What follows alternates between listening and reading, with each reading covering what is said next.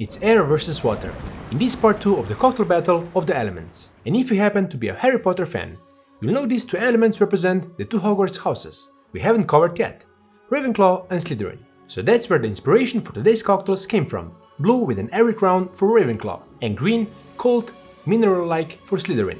But even if you're not into that, and you just like cocktails, there will still be plenty of interesting techniques, gadgets, and flavor pairings. So as always, it's cocktail time.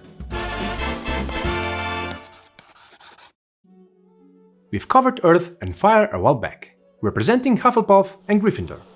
Now, for Halloween, we figured it's time to knock out the two remaining elements and houses, starting with Ravenclaw, representing air, with its eagle crest and blue and silver colors. Their students being known for wit and love of learning, I figured a few DIY ingredients would be the right way to go. So we'll make a homemade bitter lemon soda, colored blue of course, and mix that with gin.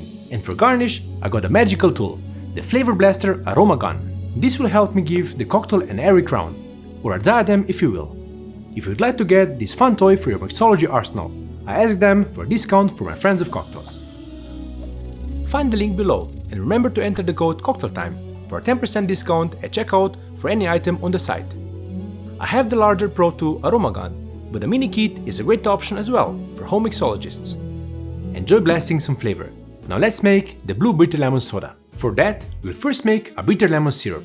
I'll use lemons, sugar, gentian root, water, citric, ascorbic and tartaric acids, salt or saline solution, and blue spirulina powder. Firstly, I'll make some lemon aureole saccharum, or lemon flavored oil sugar. To get that, I'll need 50 grams of organic or fruit grade lemon peels. Don't worry about peeling them super thinly. We don't mind a bit of extra bitterness with this recipe. I'll cover that with 450 grams of sugar and give that a quick muddle. Through magic, also known as sugar's hygroscopic property, it will pull the flavorful oils from the lemon peels, making them softer and dissolving at least part of the sugar, giving it a bright citrusy flavor. Leave this to sit for at least 1 hour. In the meantime, we can make some gentian tea. This will replace the bitterness that quinine usually provides to tonics and classic bitter lemon sodas. Just brew 6 grams of gentian root in 500 grams or half a liter of boiling water for 5 minutes. Strain and let it cool down. After 1 hour, it's time to add everything to a blender, starting with all of the mixture of sugar, peels and essential oils. Next, our freshly brewed gentian tea. First use some of it to rinse out the lemon sugar, then pour in the rest. In total, we need 450 grams.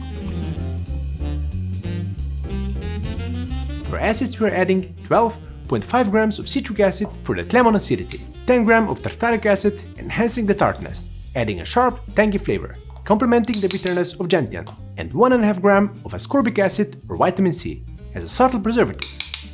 To boost the flavors the same way you would in cooking, add salt, 1 gram or 6 dashes of 20% saline solution, if you have it made, which you should if you're a fan of the channel. Now blend everything for about 51 seconds. Then we're adding natural blue dye, blue spirulina powder. 1.6 grams will be enough to turn our cocktail a beautiful shade of blue. Blend it in.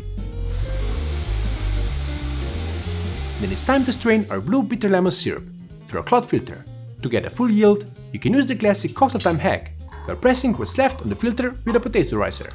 Once that's done, you can mix this with soda water or add water and charge it with CO2. For this, you want the syrup and especially the water to be very chilled. I'll need to fill this up to 800 milliliters. So I'm adding 120 milliliters of our syrup and 680 ml of water. If you make a single syrup, you can mix 50 ml of syrup with 85 grams of soda water. To make sure we have plenty of carbonation, since this cocktail represents air, I'll charge it with 2 CO2 cartridges in the span of 10 minutes. Bottle the leftover syrup, add the label, and store it in the fridge. In the meantime, our blue bitter lemon soda is ready as well. As with everything that's carbonated, you really want it to be as cold as possible when you're making the cocktail. Now let's make the cocktail I'm calling the Crown of the Sky. The cocktail itself is a simple build once we made a DIY bitter lemon. So over a clear ice beer in a highball glass, you'll first pour 1.5 ounce or 45 ml of botanist gin, a Scottish Islay gin with a high ABV to help this cocktail soar above the rest. To that, we'll add 120 grams of our blue bitter lemon soda. I don't want to lose the airiness by twice pouring into the jigger and then into the glass, so as I usually do with sparkling ingredients, I'll use a scale. Give this a gentle lift with a bar spoon to mix the ingredients. Then it's time for the garnish. To help the crown of this cocktail stick to the top of the drink, I'll spray it with water from the atomizer. Then using the Flavor Blaster aroma gun filled with their citrus aroma, I'll carefully place this finishing touch on the cocktail. It looks like something that would be hard to wrap your mind around, but just make sure you don't lose it too soon. Cheers! The crown of the sky is citrusy, fresh, light, and oh so blue. It would be a shame to have this hidden away in a secret room somewhere.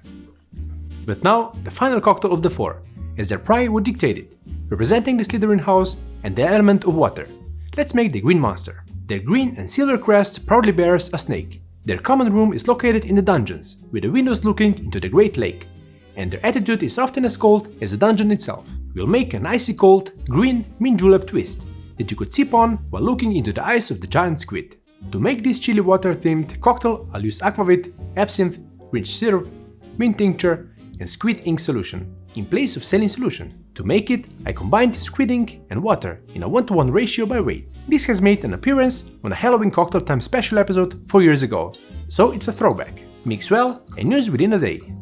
As for the cocktail itself, let's grab a julep cup, silver of course, and start by adding 2 ounces or 60 ml of aquavit. Next, 2 bar spoons of rich syrup.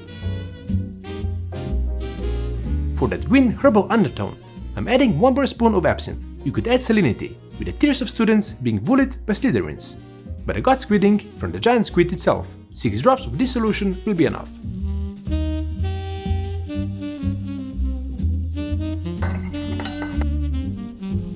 Now fill the cup with crushed ice. Stir with a bar spoon until you see the frost gathering on the outside of the cup. At this point, we'll top the cocktail with more crushed ice and finish it off with the final touches. First 8 dashes of mint tincture for the green color and the added herbal coolness. Then a rich bouquet of mint to show that high class. Cheers! The Green Monster is fresh, cool, somewhat bitter, but still very herbal. It perfectly embodies the house and its element.